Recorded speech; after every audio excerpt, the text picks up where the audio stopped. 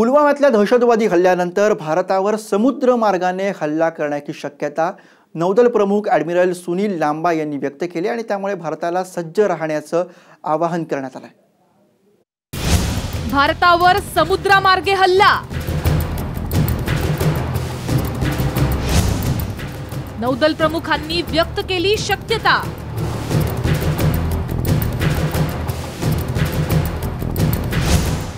दहशतवाद्यांना भारतात हल्ले करायचं प्रशिक्षण।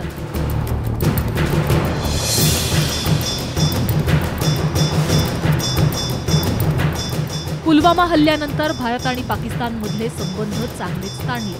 त्यात भारतानं एअर स्ट्राईक करून पाकिस्तानचा फणा ठेचल्यानं पाकिस्तान चांगलाच खवळलाय। त्यामुळे या ना त्या प्रकारे कुटाळक्या करण्याचं काम पाकिस्तानकडनं सुरू आहे। आता तर भारतावर समुद्रमार्गे हल्ला होऊ शकतो अशी शक्यता नौदल प्रमुख ॲडमिरल सुनील लांबा यांनी व्यक्त केली आहे।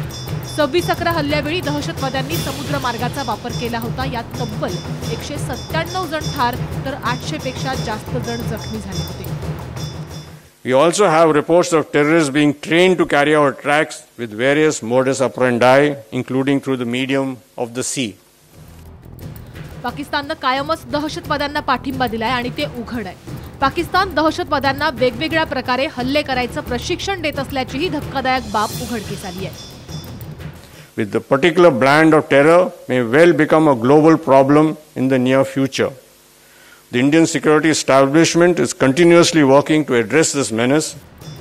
पाकिस्तानची वाईट नजर कायम भारतावर पडत आली आणि त्याची मोठी किंमत भारतानं चुकवली आहे। आता समुद्रमार्गे हल्ल्याची भीती असल्यानं 26/11ची आठवण आल्याशिवाय राहत नाही। त्यामुळे भारतीय सुरक्षा यंत्रणेनं सतर्क राहण्याची गरज आहे, कारण हल्ला कशाही प्रकारे होऊ शकतो।